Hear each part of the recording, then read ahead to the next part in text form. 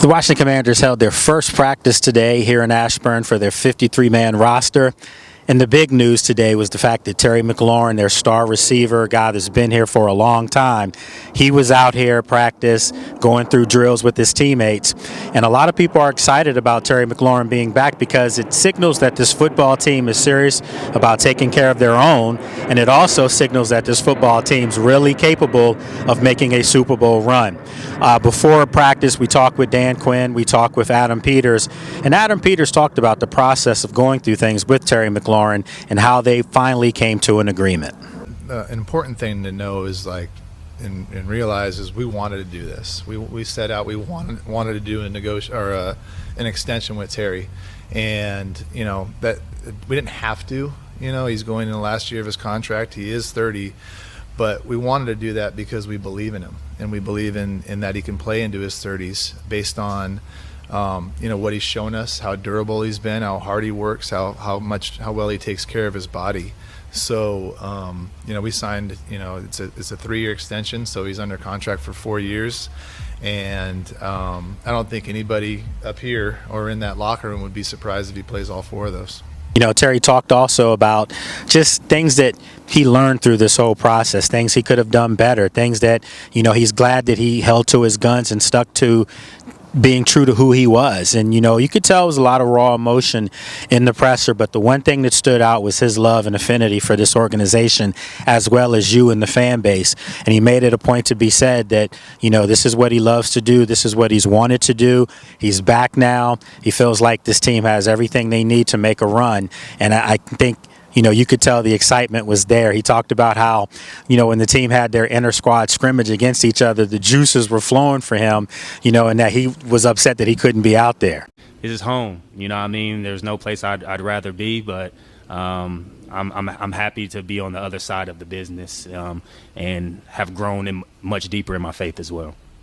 So being on the other side of the business, how excited are you to play football and run with Debo and see the rookie running back and learn Tunsil? How exciting was that being back out there? Man, I was hidden away for a while, just rehabbing and doing all the things that I had to do in the building. And so my first I was watching the film and watching reps and things like that, but you don't get a feel for it till you get out here.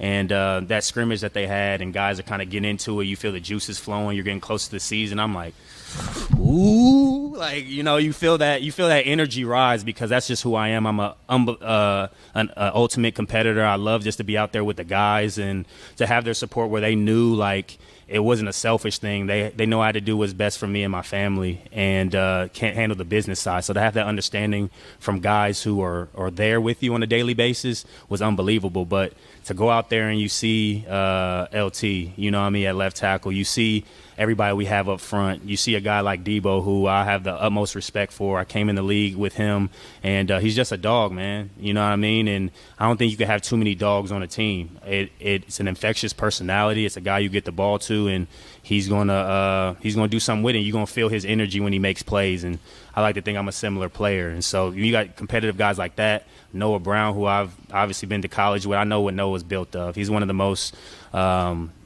just adversity-driven person that I've ever been through. He's been through so many things in his life on and off the field, and he just continues to put one foot in front of the other, hold his head up high, and he carries himself at a very high level.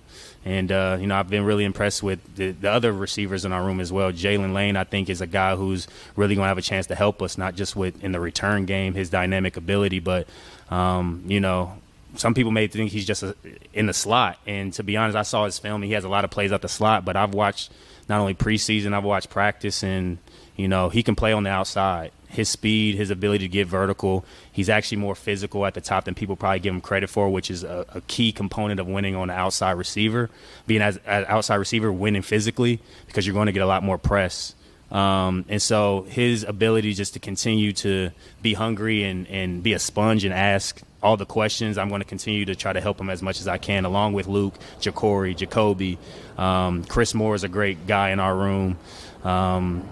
Just all the guys we have in our room is amazing. And then you look on the defensive side of the ball, and you got dogs, you got vets, you got everybody. We have everything we need in this locker room to really take a swing at this thing this year. And so to be out there during pre-practice warm-up, smiling, listening to the music, catching footballs, shooting the you-know-what with the guys, like, that's what it's about, truly. Like, that is when I feel my most at peace. And, the joy was definitely in my heart today. So I was just taking it all in.